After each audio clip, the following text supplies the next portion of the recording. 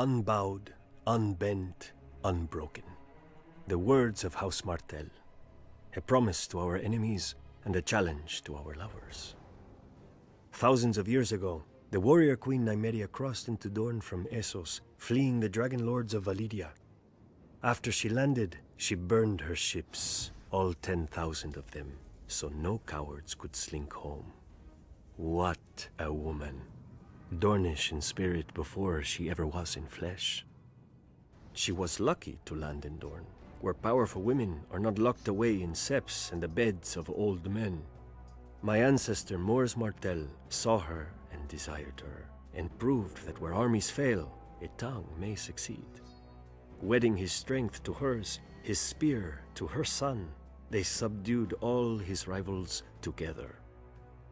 After the tradition of her people, House Martell then ruled Dorne as princes, not kings. Unless the eldest child was a daughter, for unlike the rest of Westeros, our loyalty isn't commanded by a cock. We follow a prince or a princess Martell just the same. And we always have. Some people forget that Aegon Targaryen crowned himself lord of 6 kingdoms, not 7. When his sister marched on Dorne, she found no mighty hosts drawn up against her for her dragon to burn and her soldiers to slaughter. The sands swirled, men died, and her dragon saw nothing. The sun shone, men died, and her dragon bowed to our greater fire. The Targaryens retreated with their tails tucked between their legs. Of course, in later years, his descendants would try again. Daeron the First succeeded at great cost and reigned in Dorne for a few glorious months. One night, his steward pulled down a sash by his bed to summon his consorts.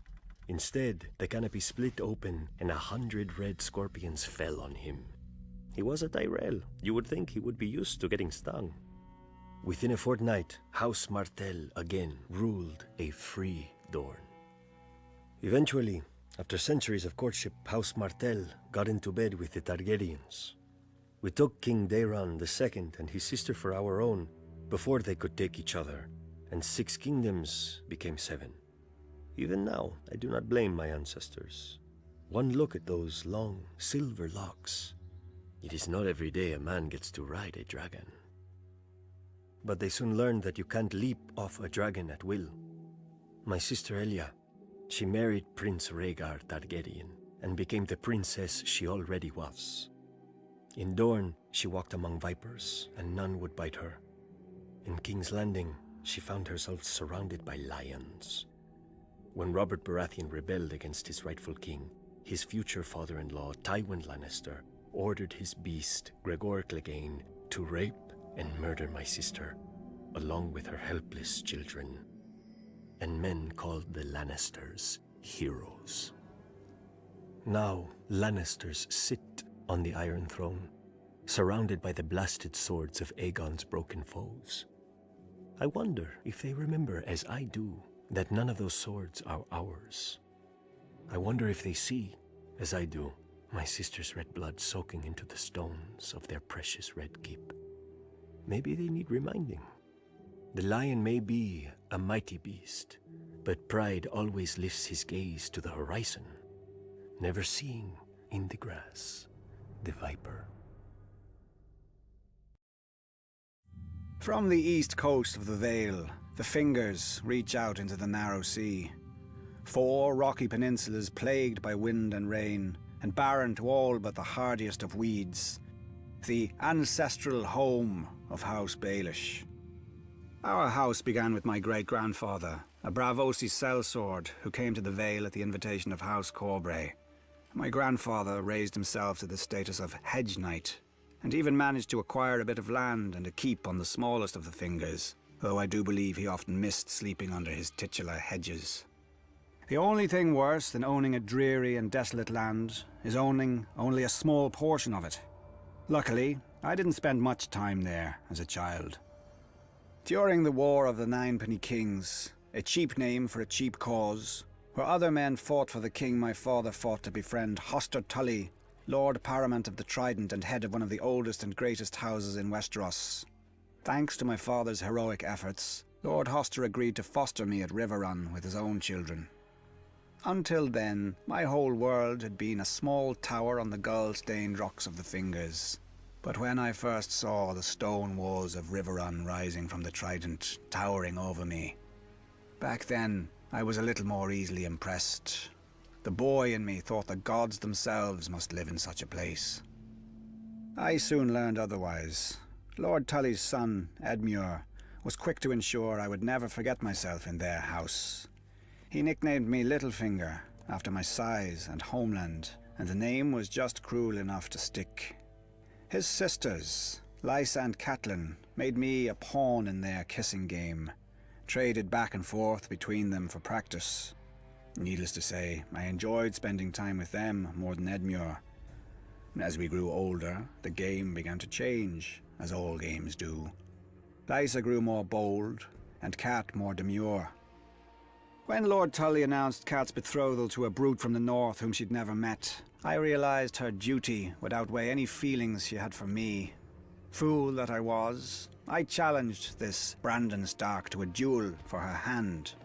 He was a warrior, I was a boy.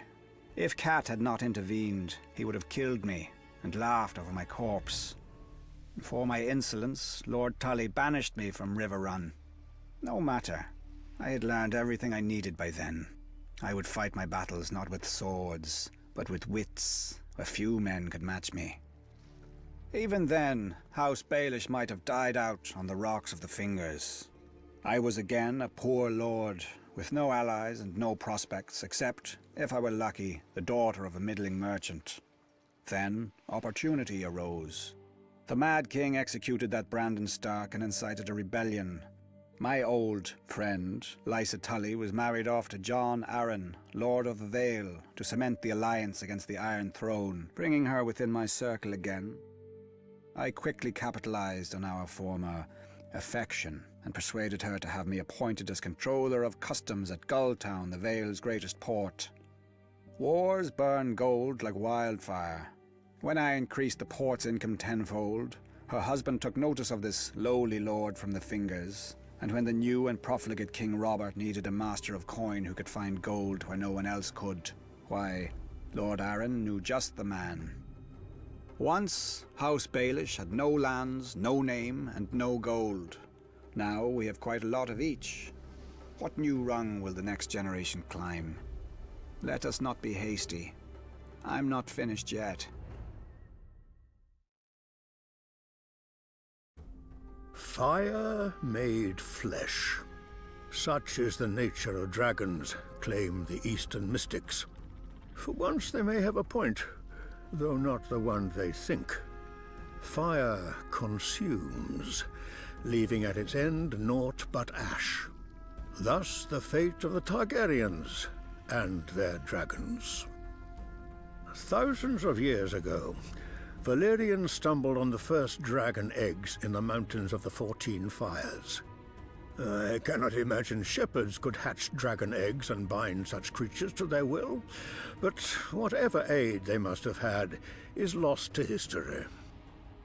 Every educated person knows how the Dragon Lords then conquered most of the known world, breaking the ancient Giscari Empire, enslaving a continent, building roads and bridges that still stand today, though the art that made them is lost.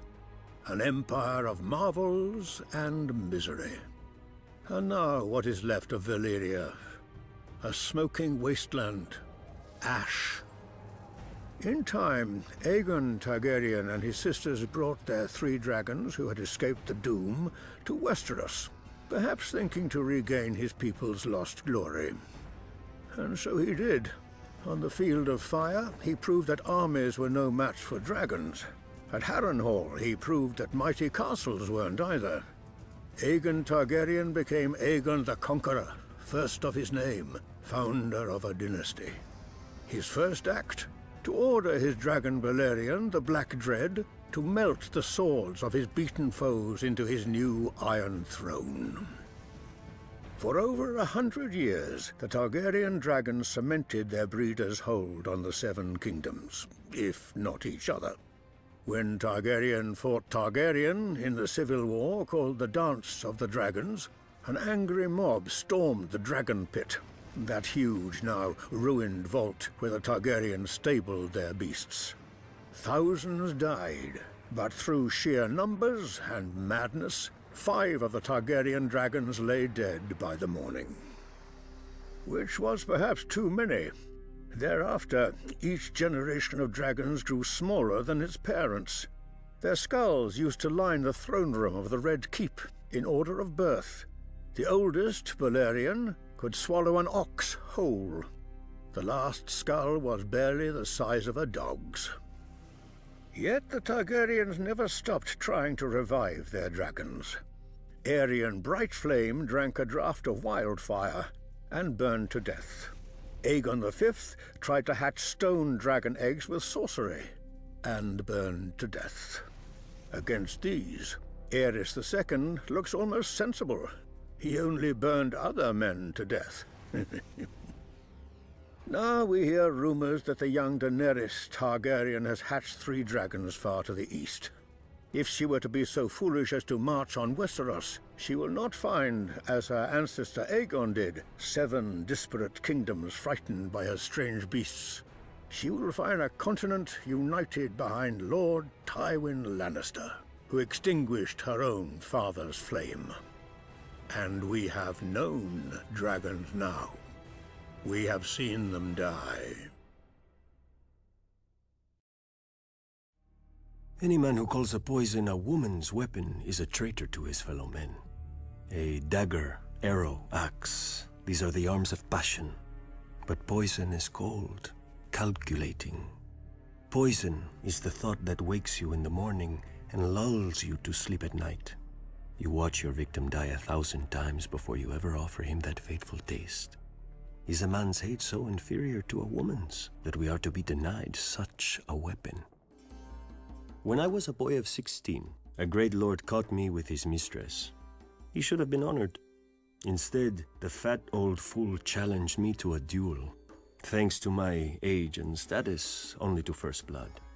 But his mistress and his wife warned me which of my parts he intended to draw first blood from.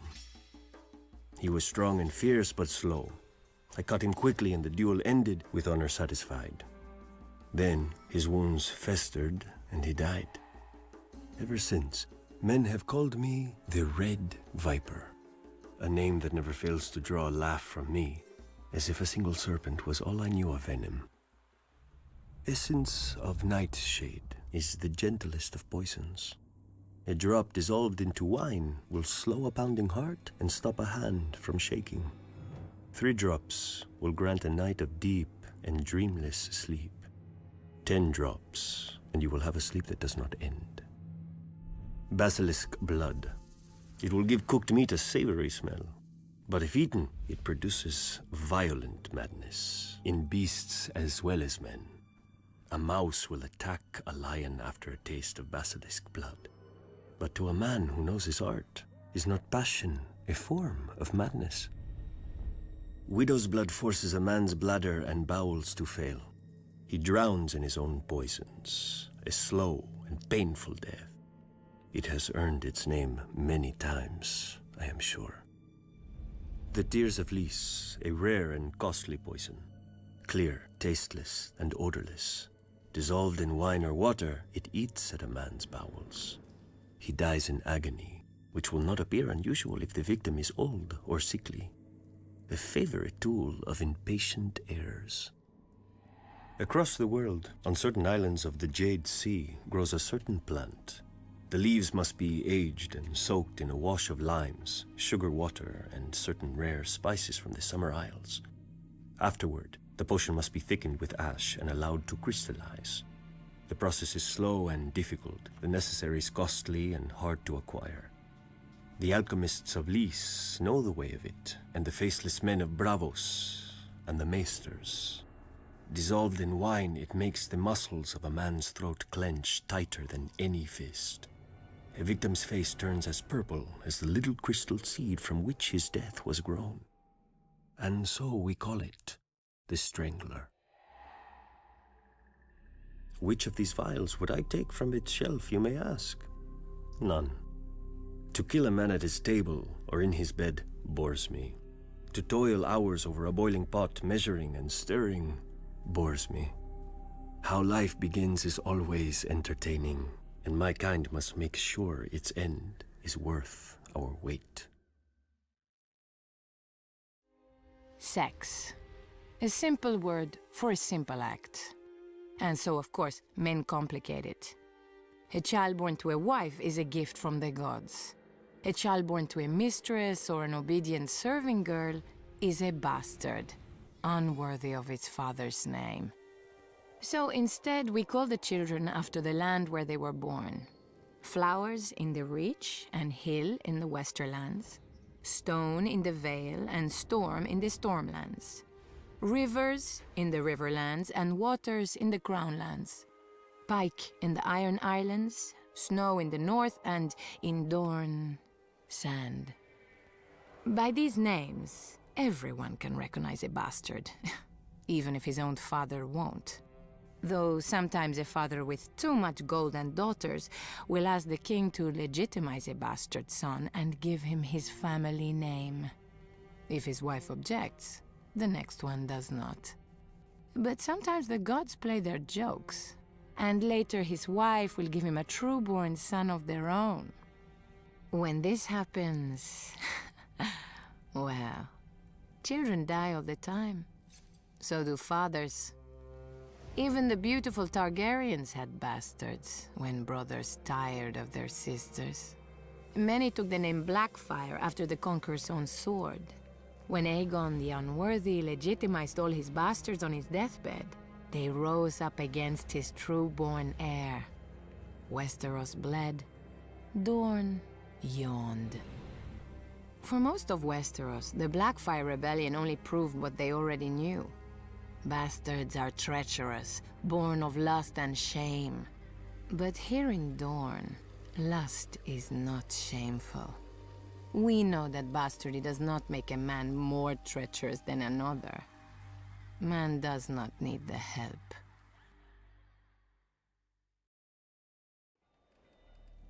The Iron Bank dates from when Braavos was still the secret city, filled with runaways and refugees from the Valyrian slave lords. The first tradesmen to achieve success realized that if they pooled their resources, they could loan money to their less fortunate fellows and build a better Braavos. For a profit, of course. First, they needed a space to store their combined gold, safe from thieves, and more importantly, each other.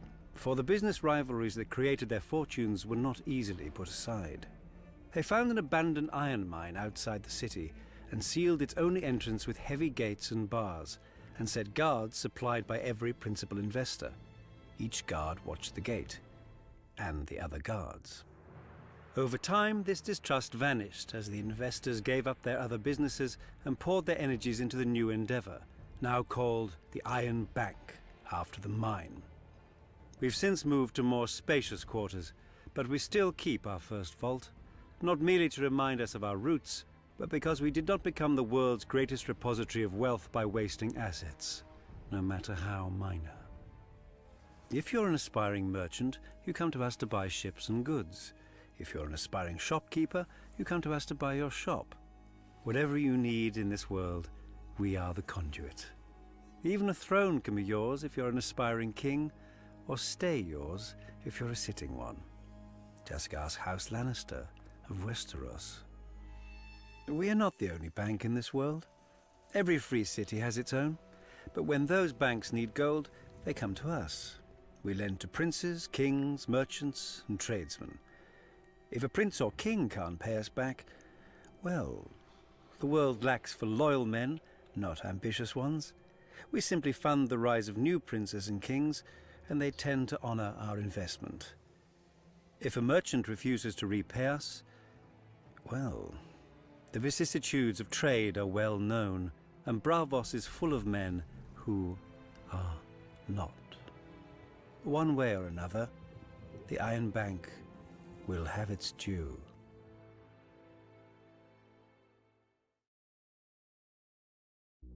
Sellsword pretty much sums it up. A poor man has a sword. A rich man needs a man with a sword.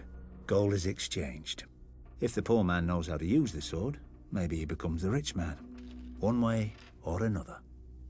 I'm sure sellswords have a long and illustrious history, but if you meet a sellsword who knows it, best hire someone else.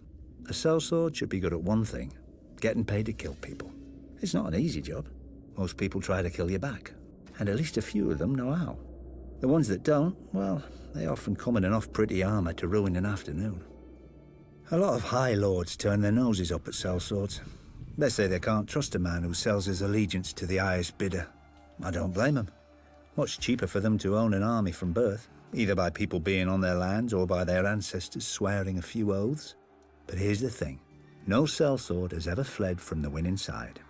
If your hired companies are running away from you, it's because you're not on that side.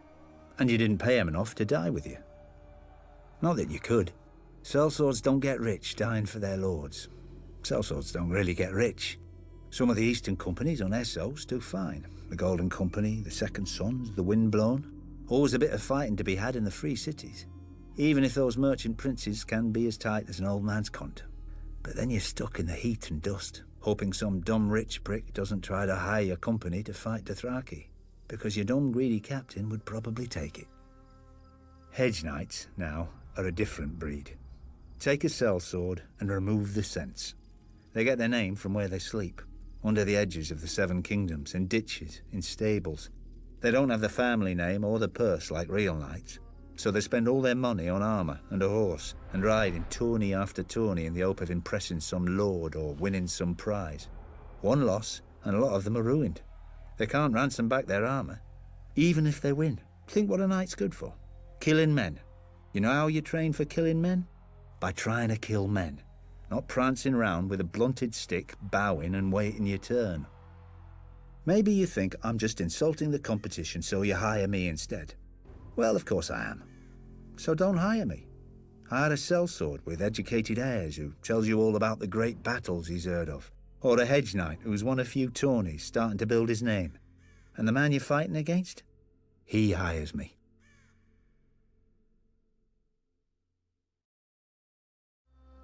Twice the Targaryens tried to conquer Dorne with soldiers.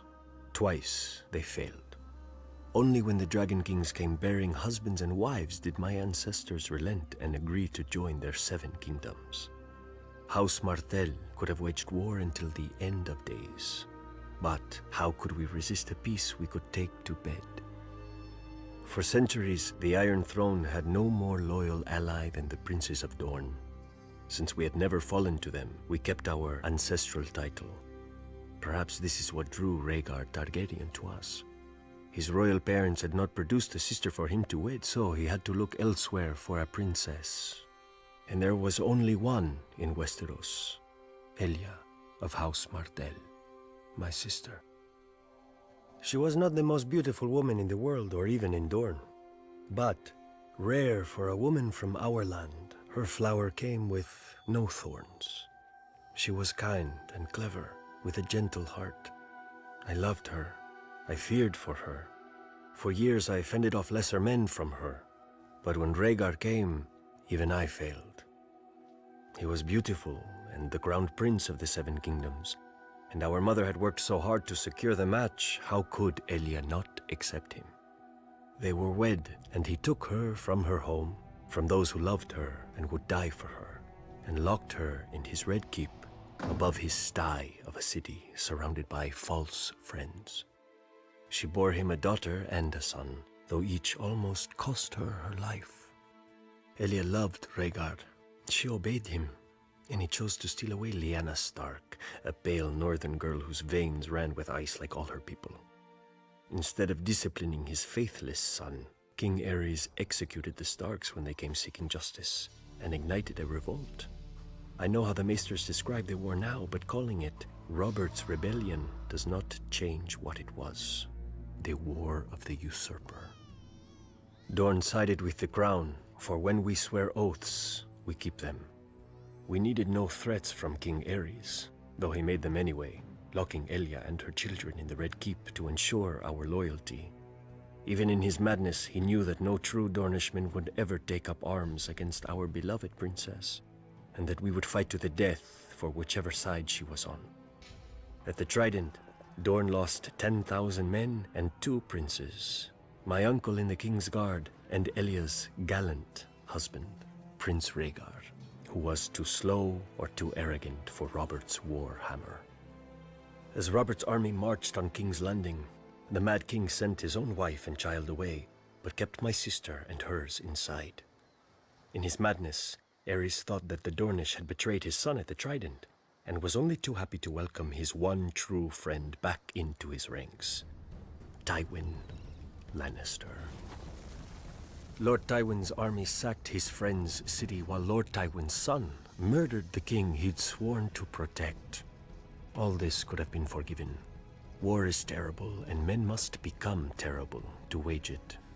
But the Lannisters knew that as long as my sister and her children, Prince Rhaegar's heirs, lived, no usurper could safely sit the throne. So Lord Tywin's dog, Sir Gregor Clegane, the Mountain, made Elia watch as he murdered her daughter and dashed her infant son's head against a wall. Then, with her baby's blood still on his hands, he raped my sister and murdered her. When Lord Tywin later presented their bodies to Robert Baratheon wrapped in pretty Lannister cloaks, I have been told the red color graciously hid the blood from men's eyes. The Targaryen stock of fire and blood. In Dorne, our blood is fire. If Robert Baratheon had dared set foot in Dorne during his reign, he would have lost the foot, and it is not even him we blame for Elia. The Lannisters think their gold buys them power. The Lannisters think their mountain buys them strength. But if they want peace, they cannot buy it with mountains of gold or one mountain of steel. They must pay in blood.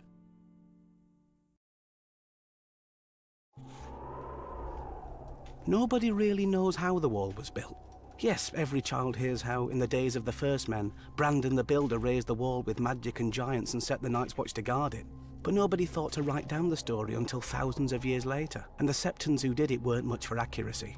I mean, they have knights bumbling around thousands of years before they were knights. Sorry, bad habit. But even if magic and giants built the wall, it's the Night's Watch who have held it. Our order of builders repairs the keeps and towers, digs tunnels, crushes stone for roads and footpaths, and clears away trees wherever the forest presses too close to the wall. Or at least they would, if they had the men, and the tools, and the time. Long ago, when the Night's Watch was at full strength, the builders would quarry blocks of ice from the frozen lake to the haunted forest, dragging them south on sledges to add to the wall. Now, it's all they can do to watch for cracks or signs of melt and make what repairs they can, without men, or tools, or time. The Order of Rangers is the fighting heart of the Night's Watch. They ride beyond the wall, fighting and trading with wildlings, surviving shadow cats and snow leopards. The Rangers are meant to scout out threats to the wall and return to report. And they did, back in the days when men could go north and come back alive. Now they just come back.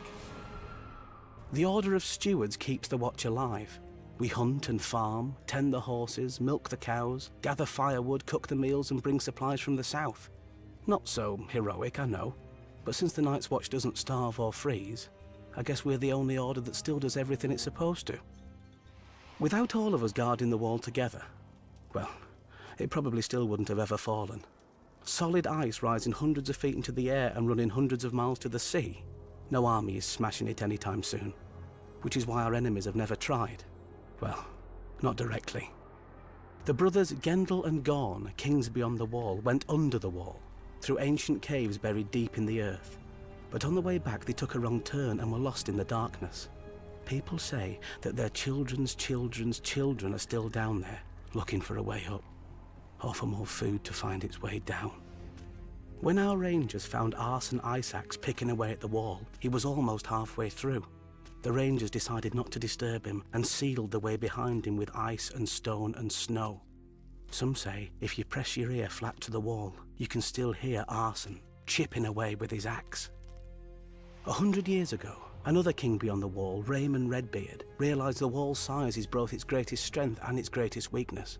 He waited for our patrols to pass and then sent climbers to the now unguarded stretch of the wall. When they reached the top, they dropped ropes and ladders for thousands more wildlings to clamber up. The Night's Watch didn't even know his army had crossed until after the Starks and Umbers had cornered and destroyed him. And that was 100 years ago, when the Watch had many more men than now. Lucky for the Night's Watch, the wall isn't without its own defences. Besides being incredibly tall and thick, the wall is also treacherous. Many times a patrol will find the broken corpses of wildlings who've tried to climb the wall, only for a piece of it to break off mid-climb, or to have their hold slip as the sun melted the ice just enough. When the light strikes the wall just right, it can even look like it's weeping. 1,000 years ago, the Night's Watch could have lined up shoulder to shoulder along the wall, all the way from Eastwatch by the Sea to the Shadow Tower, to meet Mance Rayder and his army. But now, Mance isn't bothering to find tunnels under the wall or climb over it. He was a sworn brother once. He knows that the glory of the Night's Watch is behind us. Mance is going to try what no man ever has. He's going to come through the wall. One day, I hope Maester's write stories about how we beat him back. Because if we don't, there may not be any more stories to write.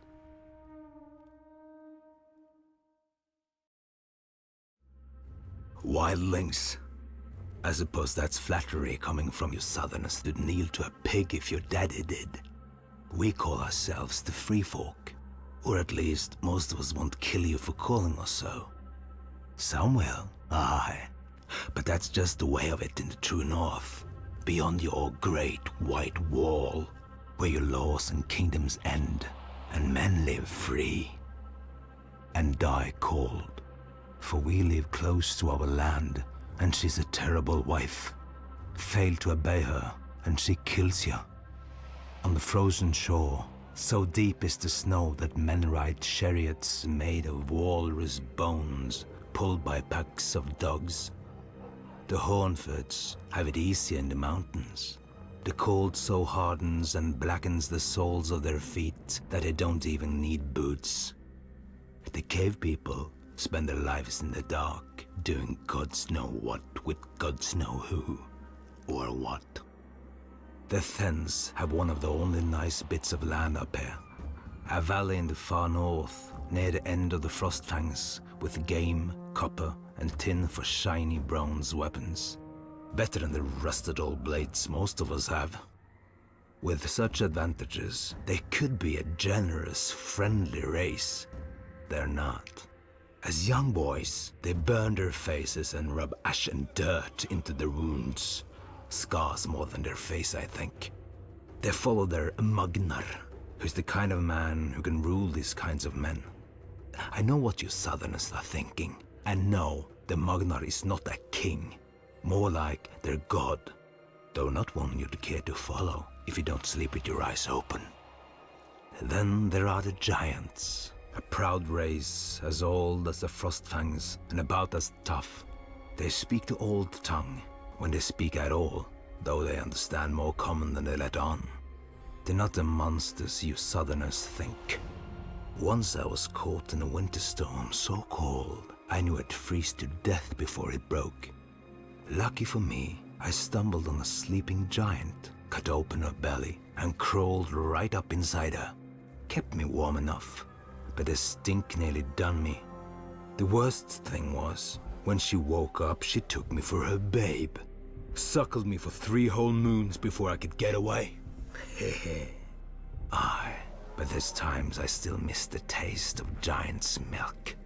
I thank the gods she was in a good mood, and lacked a husband. An angry giant, you want no part of that. Whatever our differences, one thing unites us. When we look south, we see hundreds of feet of ice piled high, manned by shivering crows in black cloaks. Our wardens penning us up here, warning us away from warmer lands, softer beds, and prettier girls. But the cold winds are rising. The Hornfoots couldn't stand against them, nor the Thens, nor the giants. First, they kill you, then they send your dead against you. We faced extinction, every one of us.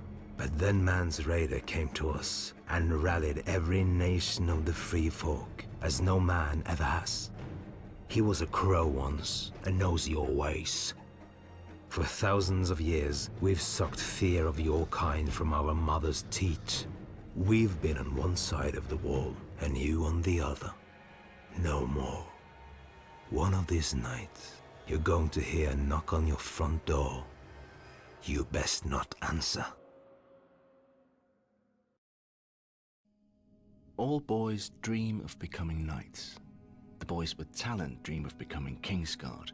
The boys without talent, well, I wouldn't know. I remember the day the Lord Commander wrote my name down in the White Book, the official record of the Kingsguard. At 16, the youngest member ever to join. Knighted by Sir Arthur and Sir Barristan for valor against the Kingswood Brotherhood. An outlaw had decided to try his luck against a lowly squire. He wasn't using his head, so I took it off him. Shortly afterwards, King Aerys II, who hadn't yet earned the title of the Mad King, took me into his service. If I have ever been happy, it was that day. For centuries, the Kingsguard had been the glory of the realm. Aegon the Conqueror had established the Order as his personal guardians after uniting Westeros with fire and blood. He knew that some of his subjects wouldn't take to conquest, and his dragons were no use against knives in the dark. No doubt surrounding himself with the greatest knights in Westeros made his rule more palatable and less foreign as well. Everyone in his kingdom soon knew the names and sung the songs of the Kingsguard. I certainly did from my earliest days. Lord Commander Gerald Hightower, the White Bull. Arthur Dane, the Sword of the Morning. Barristan Selmy, the Bold. Prince Lewin Martell. Oswell Went, Jonathan Derry, and, soon enough, the boy prodigy, me. We protected the king and his family. We killed his enemies and led his armies. We gave him counsel when asked and kept his secrets when not. We swore to hold no lands, take no wives, and father no children, like the Night's Watch, except with a real job to do. Was I awed to see my name inscribed in the same book as my heroes? Of course not. I was 16 and brilliant. I knew it belonged there. Beside the name of Prince Aemon the Dragon Knight, who wielded the Valyrian sword Dark Sister. He died defending King Aegon the Unworthy from assassins, though the king had insulted Aemon throughout his reign and had well earned his fate, because Prince Aemon had sworn our oath. Beside the name of Sir Gawain Corbury, who dueled the Targaryen bastard Daemon Blackfyre for an hour during the Battle of the Redgrass Field, though outmatched and grievously wounded, because Sir Gawain had sworn our oath. Beside the name of Sir Duncan the Tall, who as a Hedge Knight broke several of Prince Aerion Targaryen's teeth while defending a Dornish woman. He later rose to Lord Commander and burned beside his king at Summerhall, because Sir Duncan had sworn our oath. And now, below the name of Jaime Lannister, you know how it reads. What I did, even though I had sworn our oath. That was years and a hand ago. When I joined the Kingsguard, I fought beside legends in the flesh. Their kind is dust now. And the men who have taken their place? Mud. Sir Boris Blunt, the Fat. Sir Marin Trant, the Forgettable. Sandor Clegane, the dog who tucked tail and ran. Like mud, their names soiled the White Book. Almost as much as mine.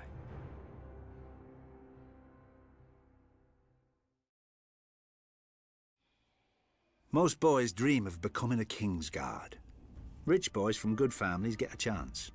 Smart boys stay at home and sing songs about them instead, opening purses and thighs, because the Kingsguard isn't really good for much else.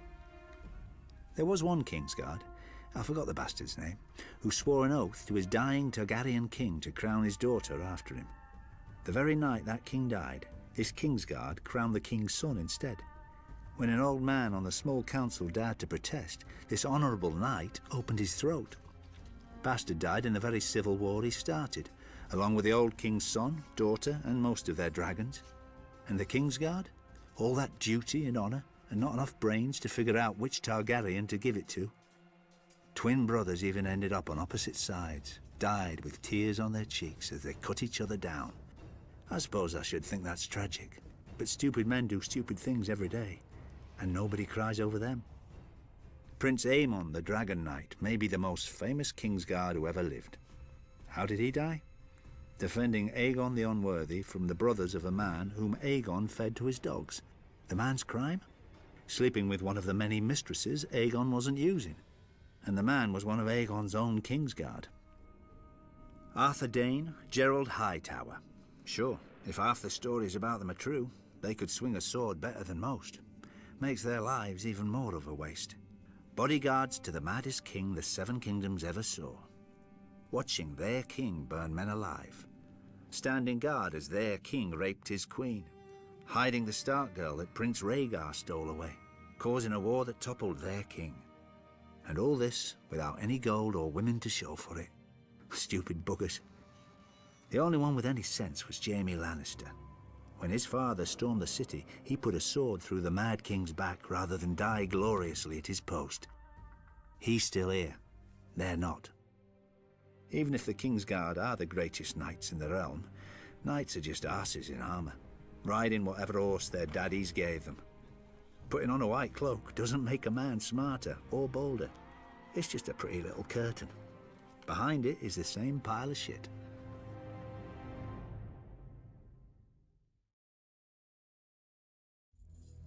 You can hear a Maester coming long before you see him, thanks to the jangling chains he's forced to wear around his neck.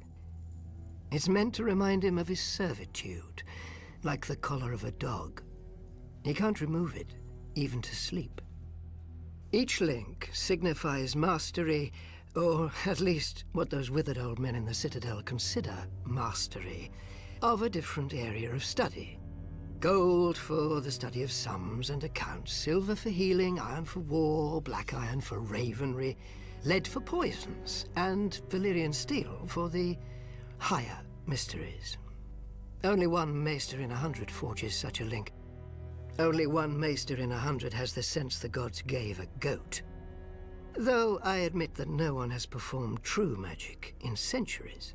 We sit in a room, mumbling over a candle of dragon glass, trying to make it catch fire. After a sleepless night of failure, we're supposed to admit to our own limitations. To win the link, we are supposed to lose our curiosity. I never did. In time, the Archmaesters decided more links were useless to a man who wouldn't be chained by them. They took my chain and expelled me from the Citadel. Their loss. The chain as a whole is supposed to signify the realm. One cannot have only lords or only knights. One needs farmers, smiths, merchants, shepherds, and the like. Like a chain forged of many different metals. An obvious and trivial point, disguised with pomposity. Much like the Maesters themselves. They study without learning, and proudly pass down the same knowledge that was passed down to them, with no addition. Perhaps such is to be expected, when one considers the kinds of men who become Maesters. The youngest sons of noble families, dutiful and timid, raised in the shadow of their older brothers. Or bastards and peasant boys whose minds are easily satisfied by the knowledge of their next meal. Because bold men will not be chained. They dare to ask questions that the Maesters fear to answer. They will look at a living man and ask, how? And they will look at the dead and ask, what if? The Maesters tell us that Aegon came to Westeros with fire and blood, and hammered 6 kingdoms into one. Fire he undoubtedly brought, as the kings of the Rock, Reach, and Iron Islands learned. But blood has never been in short supply here, ever since the first men carried a crown into Westeros.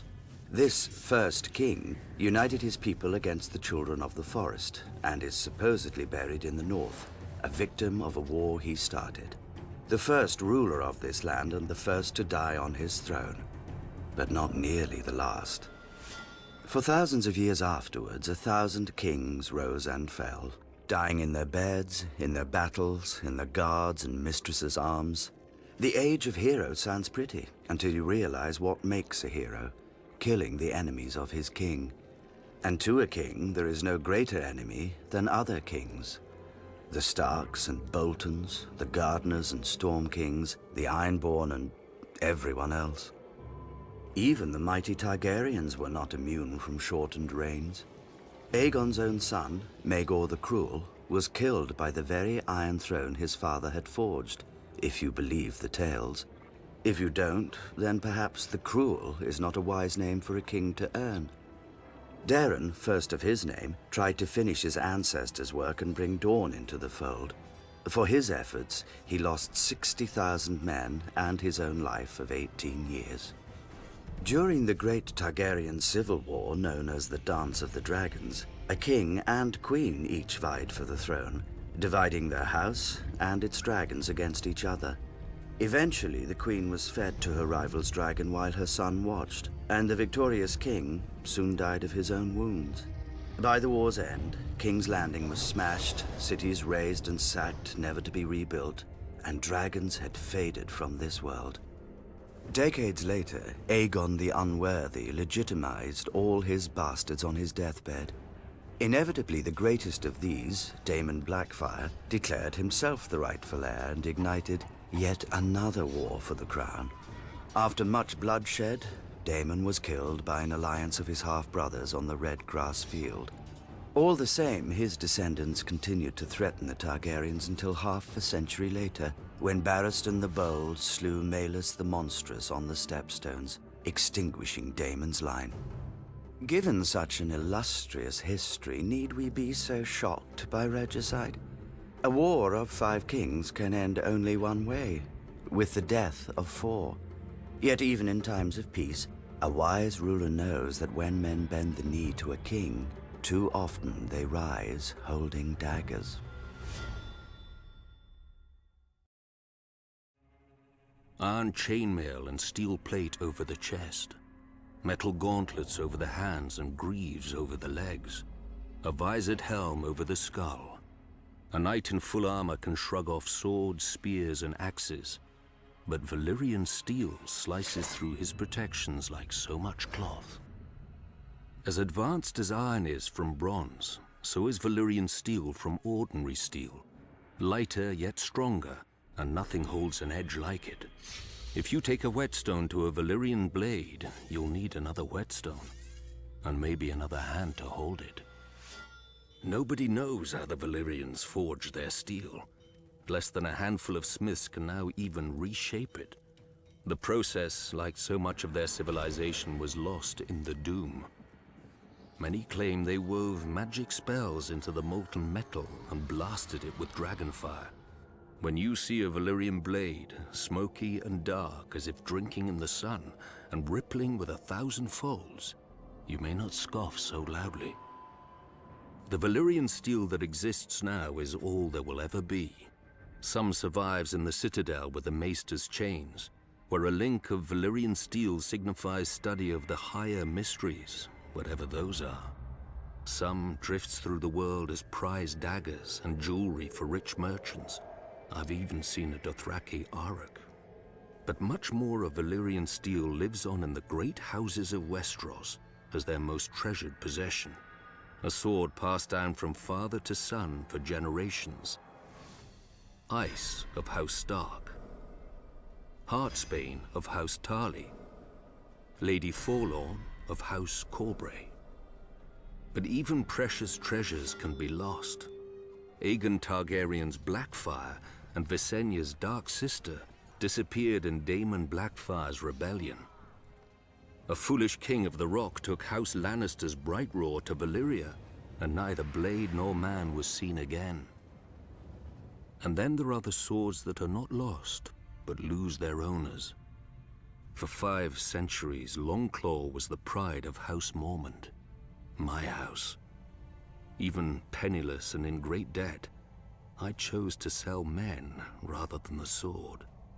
And when my shame became known and I fled Bear Island for the east, I left it behind for my father, to hold it for a worthier heir. Valyrian steel is a wonder of the world, sharper than wits, truer than men, rarer than virtue.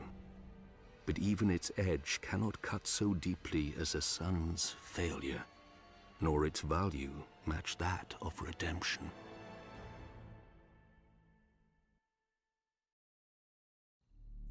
Justice is a funny thing. For the poor, it's what keeps them alive. And starving. depending on how the local lord feels about his woods, his streams, his crops. For the rich, justice is what you get if you're not careful enough, or rich enough. Usually how it works is, you commit a crime and the local lord sends his guards after you. Or your victim's family kills you and the guards go after them instead. Or you do nothing and the guards come after you anyway. Either way, someone is brought before the lord and he decides what's to be done. Could be a fine if you're rich enough to pay it. Otherwise, it's the dungeons, the chopping block, or the wall. You'd think most folks would choose the wall. The north is nasty, dark and cold, but so are most dungeons, and every man knows how the Night's Watch earn their name. All they can do is watch. I don't blame the men who choose a quick chop, rather than life without one of its few joys. If you're in the capital, it's the King's Justice who takes your head. Elsewhere in the south, the headsman of the local lord. But in the north, it's the lord himself. The man who passes the sentence should swing the sword, they say up there. Sounds noble, but given some of the northern lords I've met, they just don't want anyone else spoiling their fun. If you're so unlucky to be in the Vale when you're caught, you might never make it to sentencing thanks to their sky cells. Open on one side to a long fall, with the floor sloping down towards it like a woman's thighs. After a few days, they say the sky starts calling to you.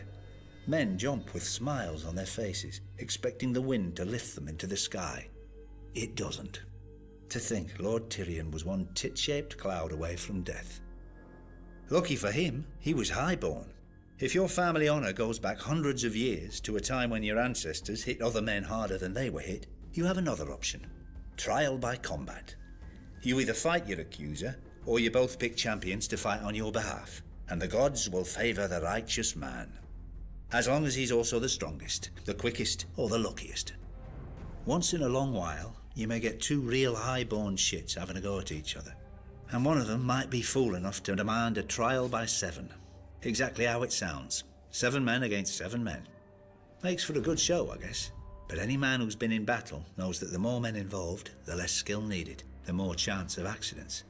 Just ask that Targaryen prince who got his head staved in by his brother all those years ago. And all for some hedge knight.